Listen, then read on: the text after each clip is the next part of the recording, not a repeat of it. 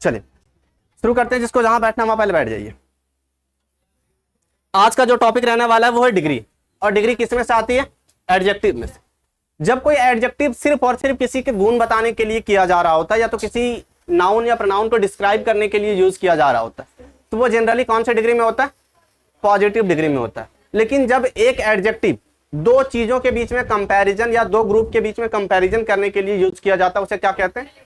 Comparative degree. और जब एक आखिरी डिग्री जो होता है कि सबसे सुप्रीम बताने के लिए किसी चीज को यूज किया जा रहा हो, तो उसे क्या कहते हैं? सुपरलेटिव डिग्री कहते हैं। देख लीजिए आसान सी चीज है। When no comparison is made, जब कोई कंपैरिजन नहीं की जाती तो क्या होती है? वो पॉजिटिव डिग्री। जब कंपैरिजन कितने लोगों के बीच में की जाती है? दो थिंग या दो सेट ऑफ थिंग में से की जाती है, तो कंपैरेटिव। और जब कंपैरिजन नहीं की जाती, डेनोट किया जाता है हाईएस्ट ऑफ डिग्री, यानी कि सबसे ऊंचा सबसे सुप्रीम है, वो क्या बोला जाता है उसे? Superlative degree.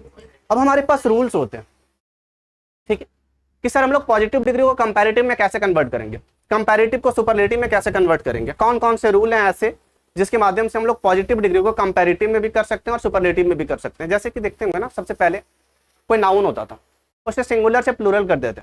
सिंगुलर से प्लूरल करने के बहुत सारे तरीके थे। जैसे क्या था?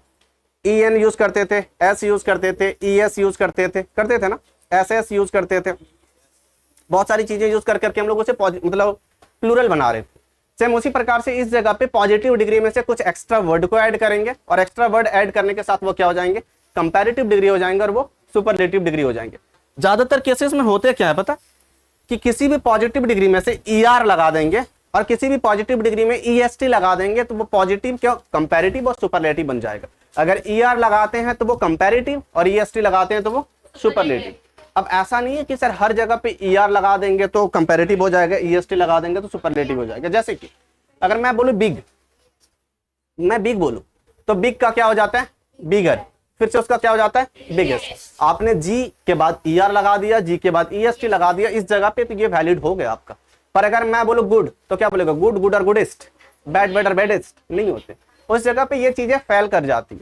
तो सर कौन से जगह पे कौन सा रूल लगता है, कौन सा क्या क्वालिटी होनी चाहिए, जिसके माध्यम से हम ये जान पाएंगे कि किसके साथ ER, किसके साथ EST लगा करके प्लूरल कर सकते हैं, किसके साथ आने वाले वर्ड से उसे डबल किया जाना होगा, किसी एक वर्ड को हटा करके कोई और वर्ड में चेंज करना होगा। उन सारी चीजों को यहाँ देख रहे होंगे, ठीक है। तो सबसे पहला जो जनरल टर्म है वो क्या दिया गया कि ER लगा करके कंपैरेटिव करेंगे पॉजिटिव डिग्री में से, और पॉजिटिव डिग्री में से EST लगा करके सुपरलेटिव कर रहे होंगे, ठीक है। देखिए बोल्ड, बोल्डर, बोल्डेस्ट यूज क्या हुआ, देखिए इस जगह पे ER और EST। देखिए डीप, डीपर, डीपेस्ट।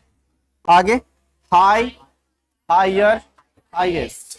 आगे स्ट्रॉन्ग, स्ट्रॉन्गर, स्ट्रॉन्गेस्ट। इस जगह पे थिक, थिकर, थिकेस्ट। क्लियर है? Weak, weaker, weakest.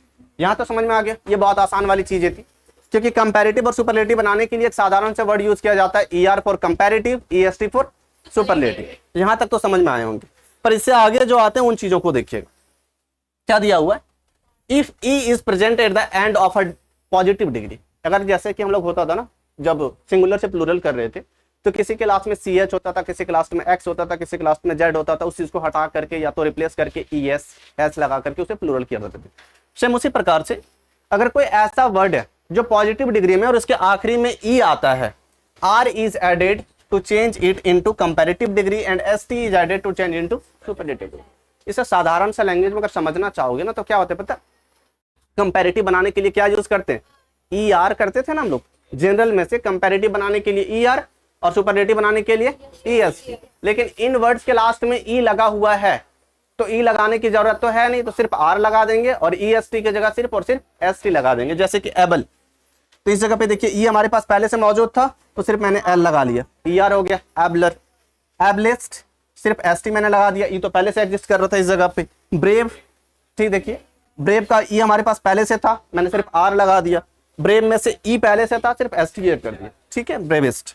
आगे फाइन, इस जगह पे सिर्फ सॉरी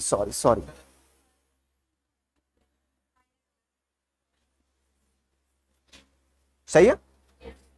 E के बाद सिर्फ मैंने R को ऐड किया, ये कंपैरेटिव डिग्री बन गया। और EST मैंने ऐड कर दिया, तो EST ने सिर्फ मैंने ST ऐड किया, क्योंकि E पहले से एग्जिस्ट कर रहा था, तो वो सुपरलेटिव डिग्री हो जाता। आगे नोबेल, नोबेल में से ई एग्जिस्ट कर रहा है, ई एग्जिस्ट करने के कारण मुझे सिर्फ आर और एस टी ऐड करना पड़ेगा, तो इस जगह पे मैंने सिर्फ आर ऐड किया कंपैरेटिव डिग्री, और एस टी मैंने ऐड किया तो सुपरलेटिव डिग्री। आगे ट्रू था, इस जगह पे भी ई हमारे लास्ट में आ रहे हैं, और आर मैंने ऐड किया तो कंपैरेटिव हो गया, एस टी मैंने ऐड किया तो सुपरलेटिव डिग्री हो जा रहा है। आगे वाइस है, वाइस के आखिरी में भी क्या आ रहा है, ई आ रहा है, इस जगह पे भी मैं ई ऐड करूंगा तो आर ऐड करूंगा तो कंपैरेटिव, एस टी यानी कि सुपरलेटिव। पर सर कंपैरेटिव और सुपरलेटिव तो लगाए जा रहे हैं, पर यूज कैसे करेंगे? ठीक है, यूज कैसे करेंगे? कोई सेंटेंस में अगर कंपैरेटिव डिग्री लगाना हो, जैसे कि आप उनसे लंबे हो, तो कैसे बनाओगे? आप लंबे हो, आप लंबे हो, यू आर टॉल। आप उनसे लंबे हो तो क्या बनेगा? You are taller. Tall taller होते हैं ना, you are taller than him. आप सबसे लंबे हो, यू आर द टॉलेस्ट। आप सबसे लंबे हो, ठीक है। आपका बैग बड़ा है, योर बैग इज बिग। आपका बैग सबसे बड़ा है, your bag is the biggest. सबसे बड़ा के लिए हम लोग बिगेस्ट यूज करते हैं, सुपरलेटिव डिग्री। और अगर बीच में कंपैरिजन किया जा रहा है कि आपका बैग उसके बैग से बड़ा है, तो क्या हो जाएगा? Your bag is bigger than his bag. समझ में आ रहा है? दो चीजों के बीच में जब कंपैरिजन किया जा रहा है तो देन का यूज किया जा रहा है कंपैरेटिव डिग्री में से, और सुपरलेटिव जब दर्शाना होता है तो ईएसटी वाले फॉर्म को दा के साथ में यूज किया जा रहा था। पॉजिटिव डिग्री तो पॉजिटिव होता ही है, नॉर्मल सेंटेंस होता है। इतना क्लियर है? आगे देखिए क्या दिया हुआ है, ई positive degree ends with consonant. ये वही फंडा है जो हम लोग कॉन्सोनेंट और वॉवेल वाला आगे पढ़ रहे थे, ठीक है। And a short vowel is preceded या comes before it, the last consonant is double and then E R is added, ठीक है। सॉरी, जैसे कि अगर कोई वर्ड कॉन्सोनेंट से एंड करता हो, कोई ऐसा एडजेक्टिव हो जो कॉन्सोनेंट से एंड करता हो। कॉन्सोनेंट क्या क्या होते हैं? ए ई आई ओ यू को छोड़ करके रिमेनिंग जितने भी हमारे पास 21 लेटर हैं वो सारे के सारे क्या कहलाते हैं? Consonant. B C D F जो होते हैं वो पूरे के पूरे क्या? कॉन्सोनेंट है। और अगर वो आखिरी में आते हैं और उनके पहले कोई वॉवेल आता है, कॉन्सोनेंट के जस्ट पहले कोई वॉवेल आता है, तो क्या किया जाता है? उस कॉन्सोनेंट को डबल कर दिया जाता है और यार लगा दिया जाता है। शॉर्ट वॉवेल आने चाहिए, आई ई ओ ऐसे करके, लॉन्ग मतलब लंबे साउंड करने वाले वॉवेल नहीं आने चाहिए। अब देखिए, और पॉजिटिव डिग्री तो हमारा कैसा रहेगा? एक वॉवेल एक कॉन्सोनेंट, यानी कि आखिरी में एक वॉवेल रहेगा, उसके बाद एक कॉन्सोनेंट रहेगा। एक वॉवेल एक कॉन्सोनेंट, एक वॉवेल एक consonant, vowel consonant, vowel consonant, है ना। यानी कि कॉन्सोनेंट के जस्ट पीछे क्या रहेगा? एक वॉवेल रहेगा। तो उसकी जो पॉजिटिव डिग्री से कंपैरेटिव करने के तरीके क्या रहेंगे? हमें उस लास्ट वाले कॉन्सोनेंट को डबल कर देना, ठीक है, और डबल करने के बाद ई आर लगा देना। सेम उसी प्रकार से डबल करने के बाद ई एस टी लगा देंगे, क्या बन जाएगा? वो सुपरलेटिव डिग्री बन जाएगा। जैसे कि आपके पास पहला क्या है? बिग है, ठीक है। देखिए बी आई जी है, जी हमारे पास क्या है? कॉन्सोनेंट है, और कॉन्सोनेंट के पहले आई आया, ये शॉर्ट वॉवेल है हमारे पास में। यानी कि करना क्या पड़ेगा? बिग को, ये जी को डबल करना पड़ेगा। सबसे पहले बी आई जी जी कर दिए, उसके बाद ई आर लगा करके कंपैरेटिव, फिर से B I G G E S T लगा करके सुपरलेटिव, ठीक है। आगे फिट, एफ आई टी, ये देखिए टी हमारे पास क्या है? कॉन्सोनेंट है। टी के पहले हमारे पास क्या है? एक वॉवेल है, यानी कि इसे भी हमें टी को क्या करना पड़ेगा? डबल करना पड़ेगा। तो F I T T E are, F I T T E S T. आगे एच ओ टी, हॉट, इस जगह पे टी देखिए, टी हमारे पास क्या? कॉन्सोनेंट है। कॉन्सोनेंट के पहले क्या हुआ? वॉवेल है। लास्ट बेंच का ध्यान कहाँ है?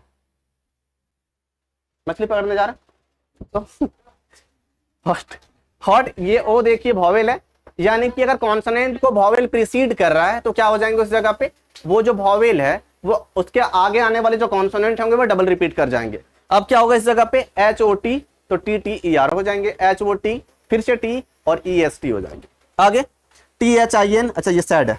सैड में देखिए ये डी क्या है? कॉन्सोनेंट है या वॉवेल है? कॉन्सोनेंट है। कॉन्सोनेंट के पहले वॉवेल आया या कॉन्सोनेंट आया? वॉवेल आया। वॉवेल आया यानी कि क्या करना पड़ेगा? आखिरी वाले कॉन्सोनेंट को डबल करना है, फिर से क्या हो जाएंगे? डी डी ई आर और D D E S T, ठीक है। T H I N, N हमारे पास में क्या है? वॉवेल है या कॉन्सोनेंट है? कॉन्सोनेंट है। उसके पहले क्या आया? वॉवेल आया, कॉन्सोनेंट आया? वॉवेल आया, यानी कि शॉर्ट वॉवेल है कॉन्सोनेंट के पहले, तो उस कॉन्सोनेंट को डबल करना है और ई आर लगाना है। तो T H I N N E R, T H I N N E S T for superlative degree, ठीक है। आगे क्या है आपके पास? Wait, W E T, wait. देखिए इस जगह पे जो टी आया हुआ है वो टी क्या है? कंपेयर मतलब कॉन्सोनेंट है या वॉवेल है? कॉन्सोनेंट है। उस टी के पहले आने वाला वर्ड्स क्या है? वॉवेल है या कॉन्सोनेंट है? शॉर्ट वॉवेल है, यानी कि उस टी को भी डबल करना पड़ेगा। क्या हो जाएगा? W E T T E R और W E T T E S T, wettest. यहां तक क्लियर हुआ? ये फंडा समझिएगा, इसके बाद अगला फंडा समझ में आएगा। इस जगह पे था कि यदि अगर कोई वर्ड कोई कॉन्सोनेंट से एंड करता हो और उस कॉन्सोनेंट के पहले एक शॉर्ट वॉवेल आया हो, तो उस चीज का कंपैरेटिव करने के लिए आखिरी कॉन्सोनेंट को डबल करना होगा, ठीक है, और उसके बाद ER लगाना होगा। और उसे जब सुपरलेटिव करना हो तो क्या करना होता है, आखिरी कॉन्सोनेंट को डबल करके EST लगा देंगे तो वो सुपरलेटिव हो जाएगा। इतना क्लियर है। अगला फंडा क्या, अगला देखने के लिए आपके पास अगला यही आया क्या, नहीं, देख लेते हैं। अगला में होता है क्या है, ध्यान इधर रखिए कि अगर कोई वर्ड, सोचे बाद में बताते हैं, पहले इधर देख लेते हैं। When a positive degree ends with Y, Y वाला फंडा कुछ याद आ रहा है, सिंगुलर प्लूरल वाला IES, ठीक है, लगाया करते थे ना, वाई को आई में कन्वर्ट करते थे। आगे, and a consonant is present before Y, एक ऐसा वर्ड है, एक ऐसा एडजेक्टिव है जो वाई से एंड कर रहा हो, सबसे आखिरी में क्या होगा उसका, वाई होगा, लेकिन उस वाई के पहले क्या होगा, एक कॉन्सोनेंट होगा। जैसे कि अभी हमने देखा था कॉन्सोनेंट के जस्ट पहले क्या था, एक वॉवेल था, शॉर्ट वॉवेल था, तो क्या करते थे, उस आखिरी वाले कॉन्सोनेंट को डबल करके ER for comparative and EST for superlative कर रहे थे। अब इस जगह पे ध्यान देना कि आखिरी में अगर वाई हो और उस वाई के जस्ट पीछे क्या हो, एक कॉन्सोनेंट हो, तो क्या करते हैं, then Y is converted into I, उस y को सबसे पहला क्या करेंगे, I में कन्वर्ट करेंगे, then ER and EST is added to make it comparative as well as superlative degree. यानी कि कोई ऐसा वर्ड, कोई ऐसा एडजेक्टिव जो किससे एंड करता हो, y से एंड करता हो, और उस y के पीछे एक कॉन्सोनेंट लगा हो, तो उस y को हम लोग I में बदलेंगे और उसके बाद ER लगा देंगे तो कंपैरेटिव बन जाएगा, EST लगा देंगे तो सुपरलेटिव डिग्री बन जाएगा। देखिए वॉवेल हो तो सिर्फ फंडा लग जाएगा, DRY है ना, तो इस जगह पे अगर आपका वॉवेल है तो सिर्फ वैसे ER लग जाएंगे, EST लग जाएंगे, वही फंडा उसके पहले वाले में भी लगने वाला। देखिए इस जगह पे DRY आपके पास में, ठीक है, Y जो है आखिरी में आ रहा है और Y के पहले आने वाला वर्ड जो है वो देखिए R है। R वॉवेल है या कॉन्सोनेंट है, कॉन्सोनेंट है, कॉन्सोनेंट है, यानी कि Y को हमें किसमें कन्वर्ट करना पड़ेगा, I में। देखिए DRI हुआ और उसके बाद में ER लग गया। आगे देखिए DRI EST।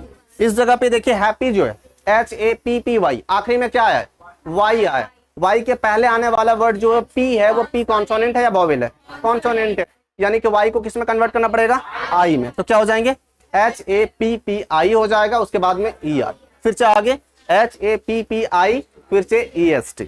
नेक्स्ट क्या है, हैवी, HEAVY, Y तो आपके आखिरी में आ रहे हैं, Y के पहले आने वाला जो लेटर है वो क्या है, V है, तो V हमारे पास कॉन्सोनेंट है या वॉवेल है, कॉन्सोनेंट है। साधारण से फंडा क्या लगाना होगा, Y को I में कन्वर्ट कर देना होगा और ER लगा देना होगा for comparative and EST for superlative degree. आगे देखिए प्रीति, ये प्रीति नहीं है, प्रीति है, ठीक है, प्रीति और प्रीति का स्पेलिंग अलग अलग होता है। ये प्रीति यानी कि सुंदरता की बात की जा रही है। इस जगह पे देखिए ये जो Y है आखिरी में, इसके पहले जो आने वाला लेटर है वो क्या है, T है, T यानी कि कॉन्सोनेंट, फिर से मैं इस जगह पे I कन्वर्ट करना पड़ेगा Y को, तो क्या हो जाएंगे, प्रीटिया और प्रीटियस।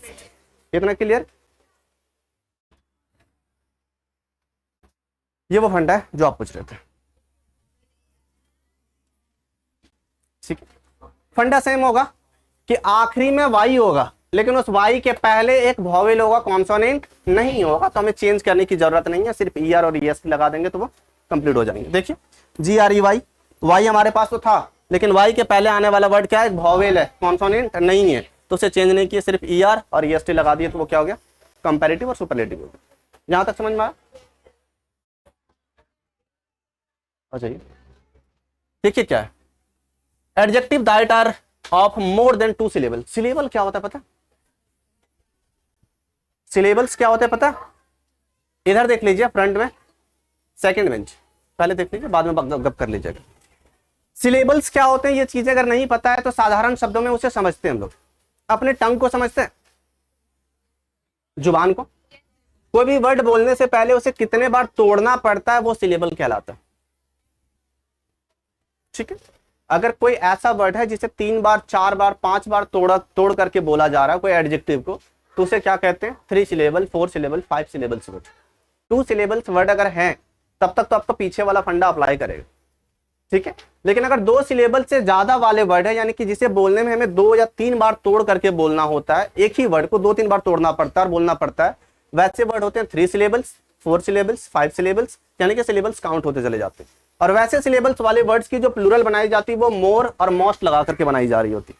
जैसे कि देखिए ब्यूटीफुल, ब्यूटीफुल, इसे कितने बार में बोला गया? 3 बार में बोला गया, ठीक है। बी मतलब ब्यूटीफुल। आगे देखिए इस जगह पे ये 1 हुआ, 2 हुआ, 3 हुआ, यानी कि 2 सिलेबल से ज्यादा वाला वर्ड है। तो इसे जब हम लोग कंपैरेटिव कर रहे होंगे तो मोर ब्यूटीफुल करेंगे, और उसे जब सुपरलेटिव कर रहे होंगे तो मोस्ट ब्यूटीफुल करेंगे। यानी कि वैसे वर्ड जिसे बोलने में हमें 2 या 3 बार, 2 से ज्यादा बार उसे तोड़ करके यूज करना पड़े, उसमें हम लोग क्या लगाते हैं? मोर लगा करके कंपैरेटिव और मोस्ट लगा करके सुपरलेटिव। इस जगह पे देखिए कॉरेजियस, कॉरेजियस, ठीक है, कॉरेजियस 4 सिलेबल में से तोड़ा गया, यानी कि 4 सिलेबल है, यानी कि 2 से ज्यादा है। अब जब 2 से ज्यादा है तो कैसे किया जाएगा? उसमें से मोर और मोस्ट लगा करके उसके कंपैरेटिव और सुपरलेटिव किया जा रहे होंगे, तो क्या बन जाएंगे? मोर कॉरेजियस, मोस्ट कॉरेजियस। आगे देखिए इंटेलिजेंट, इंटेलिजेंट, इंटेलिजेंट एक बार में नहीं बोला जा सकता। जब हम लोग इंटेलिजेंट भी बोल रहे हैं तो उसमें वो 3 बार टूट करके निकल रहा है, रफ्तार के कारण वो टूटी हुई सिलेबल हमें पता नहीं चल रही है। जब उस वर्ड को आप धीरे धीरे बोलोगे तो सारी सिलेबल्स आपको क्लियर होते चली जाएंगी। यानी कि मोर देन 2 सिलेबल्स है इंटेलिजेंट। अब इसे जब कंपैरेटिव डिग्री करना होगा क्या हो जाएगा? मोर इंटेलिजेंट, और सुपरलेटिव के लिए मोस्ट इंटेलिजेंट। देखिए प्लीजेंट, पी पहले तो पी आ गया, उसके बाद ली, उसके बाद जेंट, ठीक है। ये 3 सिलेबल्स में से टूट रहे हैं। 3 सिलेबल्स में से टूटने के कारण क्या हो जाएगा? मोर प्लीजेंट, मोस्ट प्लीजेंट। समझ में आया? अभी तक हम लोगों ने जितना फंडा समझा है उसमें से क्या थे? ज्यादातर केसेस में ई आर या ई एस टी लगा करके प्लूरल कर रहे थे। किसी किसी में क्या थे कि अगर ई पहले लगा है तो सिर्फ आर लगा करके उससे कंपैरेटिव कर रहे थे और सुपरलेटिव कर रहे थे, आर और एस टी लगा करके। किसी में क्या हो रहे थे कि वाई आ रहे थे, वाई के पहले अगर कॉन्सोनेंट आ रहे थे तो वाई को हटा करके आई कर रहे थे और ई आर लगा रहे थे और ई एस टी लगा करके कंपैरेटिव और सुपरलेटिव कर रहे थे। लेकिन वाई के पहले अगर वॉवेल आ जा रहे थे तो सिर्फ ई आर और ई एस टी लगा करके कंपैरेटिव और सुपरलेटिव कर रहे थे।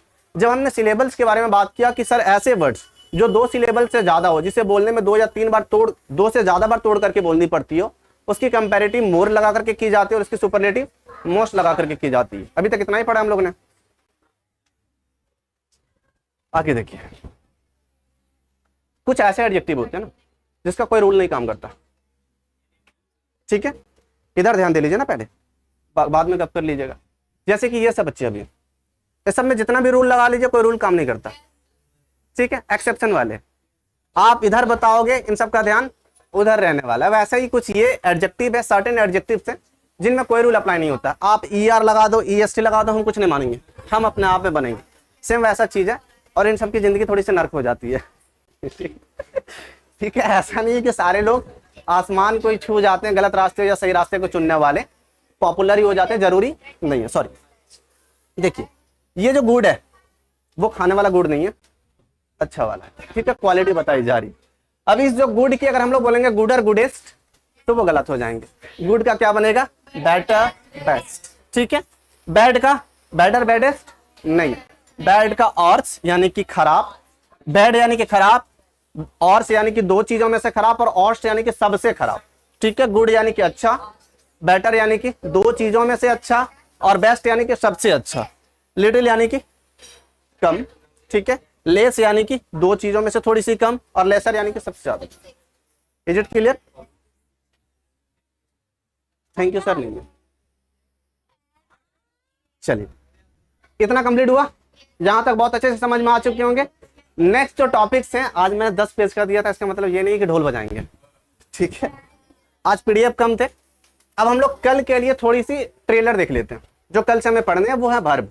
जैसे कि हमने नाउन पढ़ लिया, प्रोनाउन पढ़ लिया, एडजेक्टिव पढ़ लिया, एडजेक्टिव में से हमने डिग्री भी पढ़ लिया, टाइप्स ऑफ एडजेक्टिव भी पढ़ लिया, पूरी तरीके से क्लियर है। यानी कि यहां तक हमने बहुत अच्छे से समझ लिया, यहां तक समझने में कोई दिक्कत नहीं हुई। इससे आगे जो हमारे पास जो चीजें आने वाली वो वर्ब है, और मैंने वर्ब की ट्रेलर आपको पहले दे दी है। गेट बंद कर लीजिएगा, ध्यान उधर ना जाए।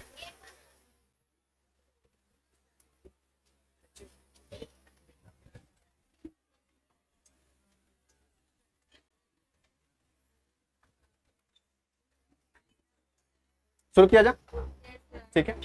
बहुत अच्छे से समझिएगा एक एक करके। बाकी जैसे ही वर्ब का चैप्टर स्टार्ट होता है, कल नहीं परसों, तो उस चैप्टर को बहुत अच्छे से एलाबोरेट किया जा रहा होगा, एक एक पार्ट्स को बहुत अच्छे से एक्सप्लेन किया जा रहा होगा, समझने की कोशिश कीजिएगा। क्योंकि वर्ब एक ऐसा चीज होता है जिसके ऊपर में पूरी ग्रामर खेल रही होती है। चाहे आप टेंस पढ़ो, चाहे आप नॉर्मल से सेंटेंस बनाओ, उसमें हेल्पिंग वर्ब हो, मेन वर्ब हो, या तो वॉइस पढ़ो, नरेशन पढ़ो, कुछ भी पढ़ो, हर चीज में वर्ब आता ही है। यानी कि नाउन, प्रोनाउन और वर्ब के बिना सेंटेंस बनता ही नहीं है। बिना सब्जेक्ट और बिना वर्ब का सेंटेंस बनेगा नहीं। यानी कि वर्ब और नाउन और प्रोनाउन हमें बहुत अच्छे से आना चाहिए। नाउन और प्रोनाउन को तुम बहुत अच्छे से सीख चुके हैं, उनकी क्वालिटी बताने वाले, उनको डिस्क्राइब करने वाले वर्ड एडजेक्टिव को भी बहुत अच्छे से सीख चुके हैं। पर जो आखिरी वर्ड बच रहा है, जो बहुत ज्यादा इंपॉर्टेंट है, वो क्या है? डिस्प्ले ना फुट जाए, वो वर्ब है। ठीक है, अब वर्ब होते हैं क्या है? क्रिया होते हैं। ठीक है, अब क्रिया कितने प्रकार के होते? कौन कौन से? कौन? मुझे लग रहा है बिहार में शराब चालू हो गया यकीन है मुझे। अब वर्ब प्रेजेंट, पास्ट और फ्यूचर दो होते हैं, सकर्मक और अकर्मक होते हैं।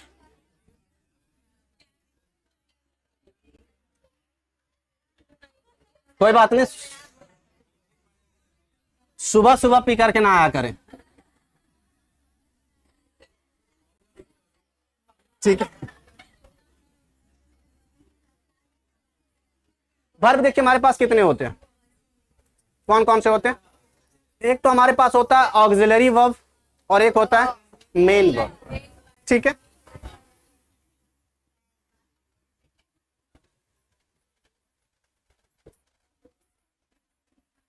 और क्या होता है?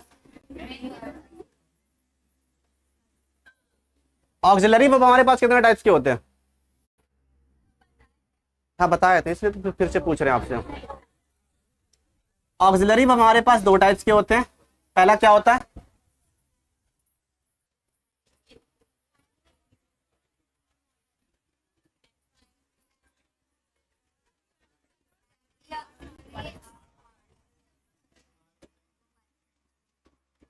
मॉडल्स होते हैं। प्राइमरी ऑक्सिलरी वर्ब क्या क्या होते हैं? जिसमें प्राइमर लगाओ और जिसमें डिस्टेम्पर लगाओ, वो मॉडल्स। ठीक है,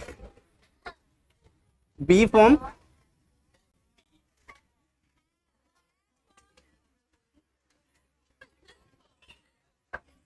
और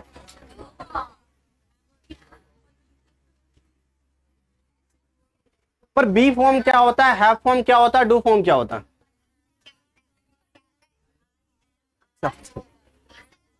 is, am, are be form में आते हैं। शांत हो ले, पहले समझ ले, ठीक है, क्योंकि बार बार इसे हिंट नहीं किया जा रहा होगा। ये जो टेंस होते हैं, ये जो वर्ब होते हैं, वो टेंस डिसाइड करने के लिए होते हैं। यानी कि प्रेजेंट भी डिसाइड करके देगा आपको, पास्ट भी डिसाइड करके देगा और फ्यूचर भी डिसाइड करके देगा। Second bench, second last bench, इधर ध्यान देंगे। ठीक है, इसके जो प्रेजेंट होते हैं, बी फॉर्म के जो प्रेजेंट होते हैं, वो क्या क्या होते हैं? इज, एम और आर। और जो पास्ट होते हैं, इसके क्या होते हैं? वाज और वर। ठीक है, हैव फॉर्म क्या होते हैं? प्रेजेंट में हैव और हैज होते हैं, पास्ट में हैड होते हैं।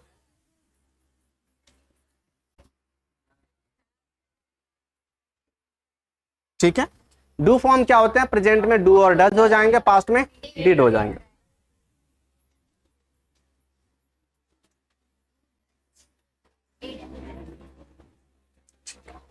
अब इतना तो समझ में आ गया कि सर होते ही ये सब, पर काम क्या होता है सबका? कोई ना कोई काम होगा तब तो ये सब आए हुए हैं। शादी तो है नहीं कि कोई भी खाने के लिए आ गया है, वो चीजें नहीं है। ये सेंटेंस बनाने के लिए जा रहे हैं, सेंटेंस में इनका कोई ना कोई अर्थ होगा, कोई ना कोई मीनिंग होगा, तब जाकर के ये काम कर रहे हैं। तो क्या होगा? बी फॉर्म का यूज क्या होता है? Last bench. क्या होता है बी फॉर्म का यूज? बोलिए, बी फॉर्म का यूज क्या होता है? नहीं पता? Second last bench, be form का यूज क्या होता है? नहीं पता? अच्छे लग रहे हैं ऐसे ना पता बोलने में? मजा आ रहा? आ रहा आपको? बताइए।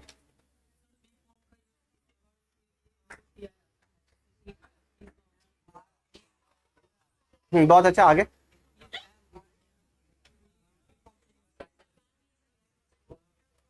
पर वाकई में अगर एक सेंटेंस में हम लोग बी फॉर्म को लगा रहे हैं,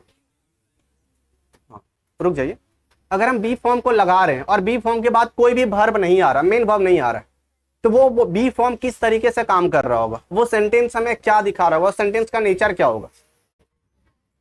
एक ऐसा सेंटेंस, ठीक है, जिस सेंटेंस में सिर्फ बी फॉर्म हो, उसके साथ में मेन वर्ब कोई नहीं आया हो, तो वो सेंटेंस का नेचर क्या होगा, स्टेटस दिखा रहा होगा ना, ठीक है। लेकिन अगर बी फॉर्म, हाँ, जो बी फॉर्म है, अगर सिर्फ बी फॉर्म आता है, शांत होकर के सुन ले, ना तो फिर से बोलिएगा नहीं पता, ठीक है। अगर एक सेंटेंस में सिर्फ और सिर्फ बी फॉर्म आया, इज, एम, आर, वाज, वर आए हैं, इसके बाद कोई भी मेन वर्ब नहीं आया, सब्जेक्ट, बी फॉर्म और ऑब्जेक्ट आ गया है, तो वो सेंटेंस हमें क्या दिखा रहा होता है, स्टेटस दिखा रहा होता है, यानी कि किसी के क्या होने का सेंस दे रहा होता है, कुछ होने का सेंस दे रहा होता है, ठीक है। लेकिन अगर उसी सेंटेंस में बी फॉर्म के बाद वर्ब का कोई फॉर्म आता है, तो वो क्या दिखा रहा होता है, मैं एक्शन दिखा रहा होता है। पर मैं पूछना आपसे ये चाह रहा हूं कि बी फॉर्म के बाद वर्ब का कौन सा फॉर्म आता है, बी फॉर्म के बाद मेन वर्ब का कौन सा फॉर्म आएगा, V1, V2, V3, V4, V5, 6, 7 होते क्या, 5 तक होते हैं, तो कौन से फॉर्म आएंगे, 3 आएंगे, कौन बोले 3, ठीक है, चलिए 3 है, 4 है। हमेशा याद रखिएगा, ध्यान दीजिए, हमेशा याद रखिएगा एक चीज को, कि जब भी बी फॉर्म आएंगे, जनरली जब भी बी फॉर्म आते हैं तो वो कॉन्टिन्यूअस एक्शन को शो करने के लिए आते हैं। जैसे कि मैं जा रहा हूं, वे लोग गीत गा रहे हैं, वे लोग बाजार जा रहे थे, ठीक है, यानी कि हाँ वे लोग गाना गा रहे थे, ठीक है, वे लोग नहीं पढ़ रहे थे, यानी कि वो चीजें जो जारी होती है, और उन चीजों को दर्शाने के लिए बी फॉर्म का यूज किया जा रहा था, चाहे वो प्रेजेंट में हो, पास्ट में हो, फ्यूचर में हो।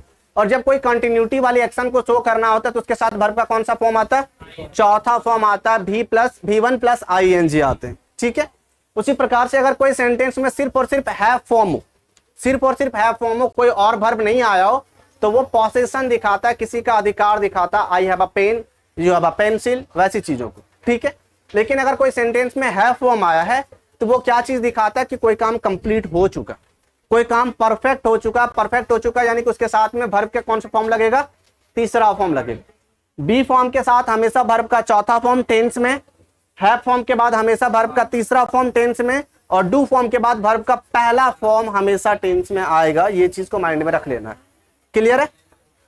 चलिए लास्ट बेंच सेकंड गर्ल, खड़े हो जाइए। हाँ, हैव फॉर्म का यूज कीजिए जिसमें से एक्शन दिखाया जा रहा हो।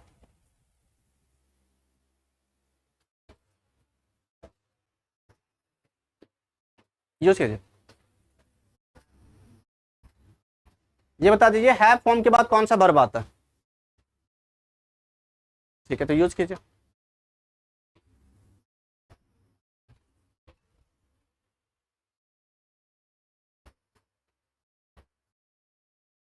भीतरी होता क्या, ईट का भीतरी क्या होता है, ईट। वे लोग खा चुके हैं, बनाइए।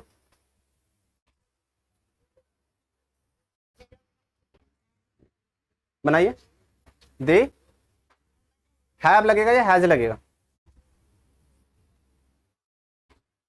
हैव लगेगा, क्यों लगा हैव, नहीं पता। हैव प्लूरल के साथ में लगता है, हैज सिंगुलर के साथ में लगता है। दे हमारा प्लूरल था, जिस कारण से उस जगह पे क्या लगा, हैव लगा। और हैव के बाद या हैज के बाद या तो हैड के बाद हमेशा वर्ब का कौन सा फॉर्म आता है, थर्ड फॉर्म आता है। तो ईट का भीतरी क्या होता है, ईटिंग, तो क्या हो जाएगा, they have eat. Is it clear. यानी कि हमेशा हैव फॉर्म के बाद कौन सा वर्ब आएगा, तीसरा फॉर्म। बैठ जाइए। डू फॉर्म के बाद पहला फॉर्म, और बी फॉर्म के बाद चौथा फॉर्म, इतना माइंड में रखना है। और अगर बी फॉर्म अकेले आता है तो स्टेटस शो करेगा, हैव फॉर्म अकेले आता है तो पोजीशन शो करेगा, डू फॉर्म अकेले आता है तो एक्शन शो करेगा। क्लियर है। और इनके साथ में अगर कोई मेन वर्ब आता है, इनके साथ में भी कोई मेन वर्ब आता है तो वो क्या शो करेंगे, एक्शन शो करेंगे। जब इनके साथ में कोई वर्ब हो तभी एक्शन शो करेगा, और अगर नहीं हो तो स्टेटस। इनके साथ में अगर कोई वर्ब हो तो एक्शन, नहीं हो तो पोजीशन। और ये जब भी आएंगे तो कोई ना कोई एक्शन शो करेंगे। डन है।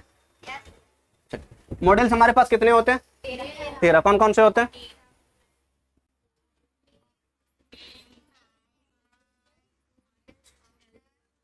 मे, might, must, can, could, will, would, shall, should, dare to,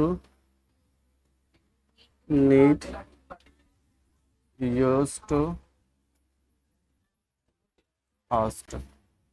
ये टोटल हमारे पास मॉडल्स होते हैं और इन मॉडल्स का यूज अलग तरीके से किया जा रहा होता है। हर एक सेंटेंस में इसका अलग अलग प्रॉपर्टीज होता है। इस जगह पे जो ज्यादा हम लोग यूज करते हैं वो शैल या विल का यूज कर रहे होते हैं फ्यूचर टेंस को दर्शाने के लिए, ठीक है। बाकी बात जितने भी आते हैं, कोई पॉसिबिलिटी दिखाने के लिए आता है, कोई स्ट्रांग पॉसिबिलिटी दिखाने के लिए आता है, कोई लेसर पॉसिबिलिटी दिखाने के लिए आता है, उन चीजों के बारे में हम लोग जब भर पढ़ेंगे अगले दिन से उस समय डील कर रहे होंगे। अभी फिलहाल इतना देखना है कि हेल्पिंग वर्ब हमारे पास दो टाइप्स के होते हैं, एक प्राइमरी ऑक्सिलरी वर्ब और एक मॉडल। प्राइमरी ऑक्सिलरी वर्ब हमारे पास तीन होते हैं, be form, have form, do form. Be form अकेले आए तो स्टेटस, हैव फॉर्म अकेले आए तो पोजीशन, डू फॉर्म अकेले आए तो एक्शन। बी फॉर्म के साथ अगर कोई वर्ब आए तो एक्शन, हैव फॉर्म के बाद अगर कोई वर्ब आए तो एक्शन, इसके साथ अगर वर्ब आए तो एक्शन, इसके साथ भी वर्ब आए तो एक्शन, अकेले आए तो पोजीशन, अकेले आए तो स्टेटस, ठीक है। मॉडल में से शैल और विल का कहां यूज किया जाता है? फ्यूचर टेंस को दर्शाने के लिए। बाकी बात का अलग अलग यूजेस है, उसे हम लोग आगे देखेंगे। मेन वर्ब क्या होता है? मेन वर्ब होते क्या है? जो मुख्य क्रिया बोला जा रहा होता है उसे मेन वर्ब कहते हैं। ये क्या होते हैं? फाइनाइट और नॉन फाइनाइट। फाइनाइट क्या होते हैं? फाइनाइट क्या होते हैं? एस, यानी कि वो वर्ब जिसे हम लोग बचपन से पढ़ करके आ रहे हैं, V1, V2, V3, V4, V5, ठीक है। यानी कि वर्ब का बेस फॉर्म, वर्ब का सेकंड फॉर्म, वर्ब का third form, fourth form, fifth form, ये सारे के सारे क्या कहलाएंगे? हमारे फाइनाइट वर्ब कहलाएंगे। पर नॉन फाइनाइट वर्ब क्या होता है? नॉन फाइनाइट वर्ब क्या होते हैं? नॉन फाइनाइट वर्ब वैसे होते हैं जैसे कि एक शादी में गया हुआ दूल्हे के 4-5 निठल्ले दोस्त, जिसका काम क्या होता है? सिर्फ खाना खाना, शराब पीना, नागिन डांस करना, झगड़ा करना। यानी कि अगर ये चीजें ना भी हो तो शादी हो सकती है। बेगरिया दोस्त जिसे बोल रहे होते हैं, बिना काम वाले। तो नॉन फाइनाइट भी वैसे होते हैं कि ये सेंटेंस में अगर ना भी हो ना तो सेंस आ जाते हैं, पर ये जाते हैं, ये जाएंगे, क्योंकि ये ना जाएंगे तो शराब कौन पिएगा। तो वो चीजें होती है। तो ये हमारे पास कितने हैं? 3 है। कौन कौन से हैं? इन्फिनिटिव,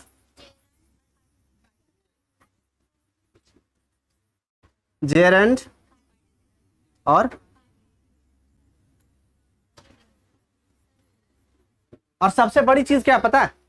ये सब जाएंगे भी तो ऐसे जाते हैं जैसे कि दूल्हे के बराबर दिख रहे होते हैं, ठीक है। यानी कि V1 से V5, इधर देखिए, इसके अंदर जो V1 से V5 है ना, समझिएगा। पहले इधर हो गया, अब इधर देख लीजिए। यानी कि दूल्हा कौन कौन से रंग में हो सकता है? या तो V1 पहने, शेरवानी, कुर्ता, जो भी है, 3 पीस 4 पीस जो भी पहनता है वो सब वो पहन के जा सकता है। उसी प्रकार से ये जो चीजें होती है ना, ये तो तीनों दोस्त जा रहे होते हैं, एकदम एग्जैक्ट कॉपी करते इसी का, कि नहीं भाई जो लड़का पहनता वैसा मैं भी पहनने वाला। तो ये अपने साथ क्या पहनता? V1, लेकिन ये 2+V1 लगा लेता है, ठीक है। आगे जेरेंड जो आता है वो इसका बीच वाला पर्सन उठा लेता है, वो V4 होता है। अब पार्टिसिपल जो होते हैं ना, वो दो दोस्त होते हैं, दोस्त के दोस्त, जिसे बुलाया भी नहीं गया। जैसे कि मेरे दोस्त का शादी है, मैंने बोला मेरे दोस्त का शादी, बोला मैं भी आता ना, उसके साथ एक और आ गया। तो ये दोस्त के दोस्त वाले, ये क्या होते हैं? ये प्रेजेंट पार्टिसिपल और पास्ट पार्टिसिपल।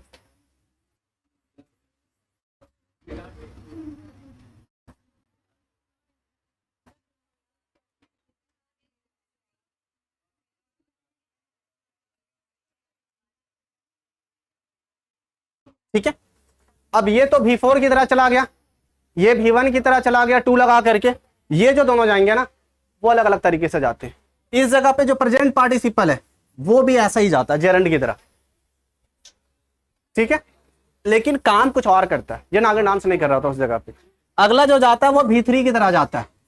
अब देखिए, ये गए हैं सारे दूल्हे की तरह बन करके, पर इनका काम दूल्हा वाला नहीं होता है। मंडप पे जाकर के एक ही कोई बैठेगा, वो फाइनाइट वर्ब है। बाकी ये सारे उसके इर्द गिर्द घूम रहे होते हैं, चाहे कोई लोकिंदिया बन जाए, ठीक है। लोकिंदिया होता है ना, जो साथ में जा रहे होते हैं, क्या बोलते हैं? सवाला बोलते हैं, सहवाल जो भी बोलते हैं, वो चीजें होते हैं। या तो नागिन डांस करने वाला हो जाए, डीजे बजाने वाले हो जाए, कुछ भी हो जाएंगे, पर ये वो सब रहने वाले हैं, मेन वर्क करने वाले नहीं है। तो ये जो होंगे वो कैसे काम कर रहे होंगे? इधर देखिए, ये जो वर्ड है V1 से V5 तक, ये क्रिया की तरह काम कर रहे होंगे, एक्शन की तरह काम कर रहे होंगे, समझ में आया। लेकिन ये जो 2+V1 है ना, ये एक नाउन की तरह, एक एडजेक्टिव की तरह या तो एक एडवर्ब की तरह काम कर रहे होंगे, ना कि एक वर्ब की तरह काम कर रहे होंगे। इतना क्लियर हुआ। आगे ये जो V4 आया है, ये V4 भी मेन वर्ब की तरह नहीं काम करेगा, ये एक नाउन की तरह काम करेगा। कितना समझ में आया। आगे अगर ये नाउन की तरह काम कर रहा है तो ये जेरेंट कहलाया, लेकिन आगे भी सर V4 लगा हुआ है, ये कैसे काम करेगा, ये एक एडजेक्टिव की तरह काम करेगा उस जगह पे, तब इसे क्या कहेंगे, प्रेजेंट पार्टिसिपल। और जब V3 एडजेक्टिव की तरह काम करे तो इसे क्या कहेंगे, पास्ट पार्टिसिपल। V4 नाउन की तरह काम करे तो उसे क्या कहेंगे, जेरेंट। V1 2 + V1 अगर नाउन एडजेक्टिव या एडवर्ब की तरह काम करे उसे क्या कहेंगे, इन्फिनिटिव। और V1 V2 V3 V4 अगर वर्ब की तरह काम करे तो क्या कहेंगे, वर्ब कहेंगे। यानी कि V1 से V5 अगर वर्ब की तरह काम कर रहा है तो वो क्या कहलाएंगे, वर्ब। V1 से V5 अगर क्रिया की तरह काम कर रहा है, एक्शन दर्शाने के लिए काम कर रहा है तो उसे वर्ब कहेंगे। अगर 2 + V1 नाउन एडजेक्टिव एडवर्ब की तरह काम कर रहा है तो उसे इन्फिनिटिव कहेंगे। V4 अगर एक नाउन की तरह काम कर रहा है तो उसे जेरेंट कहेंगे। और V4 अगर एक एडजेक्टिव की तरह काम कर रहा है तो उसे क्या कहेंगे, प्रेजेंट पार्टिसिपल। और अगर V3 एडजेक्टिव की तरह काम कर रहा है तो उसे क्या कहेंगे, पास्ट पार्टिसिपल। ये एडजेक्टिव की तरह काम करेगा इस जगह पे, ये भी एडजेक्टिव की तरह, ये नाउन की तरह, और ये नाउन एडजेक्टिव या एडवर्ब की तरह काम करेगा। इतना समझने में किन्हीं को कोई दिक्कत हुआ। ये टॉपिक अगर कल से कंटिन्यू किया जाए तो सारी चीजें कॉन्सेप्ट क्लियर हो जाएंगे। अगर मैं पूरा ना लिख करके फाइनाइट वर्ब लिख दूं तो सारे कॉन्सेप्ट एक बार में आ जाएंगे, ठीक है। नॉन फाइनाइट वर्ब लिखो तो वो सारे आ जाएंगे। प्राइमरी ऑक्सिलरी वर्ब में से 3 आ जाएंगे, मॉडल्स में से 13 आ जाएंगे। Is it clear. चलिए ठीक है, बाकी बात जो आपका टास्क बचा हुआ था वो क्या था, टेस्ट वाला। टेस्ट जिसको अगर नाम नहीं मिल रहा, मुझे पता है कि आप लोग गलती कहाँ कर रहे होंगे, स्पेलिंग टाइप करने में कर रहे होंगे, ये एच को छोड़ रहे होंगे, ठीक है। ये एच को इंक्लूड करना, और मुझे कल किसी भी हाल में मोर देन 50% की वोटिंग चाहिए। जाने दीजिए, मोर देन 50 स्टूडेंट्स के वहां टेस्ट में अपीयरेंस मुझे चाहिए। अगर नहीं हो रही है तो कल के बाद शायद आपके क्लास सस्पेंड रहेंगे, इंग्लिश के क्लास नहीं होगी, ठीक है। क्योंकि अगर आप पढ़ रहे हो और उस चीज को आप खुद से अपीयर कर ही नहीं पा रहे हो तो फिर फायदे तो उसके दिख नहीं रहे। तो इट्स योर वर्क कि आप इस चैनल पे जाओ और वो जो कम्युनिटी पोस्ट में 3rd नंबर या 4th नंबर में होगा उस जिसमें जाकर के 10 टेस्ट को अटेम्प्ट करो, अपने ऑब्जेक्टिव आंसर को सॉल्व करके सेंड करो, मैं चेक करके आपको बताता हूँ। Okay, thank you.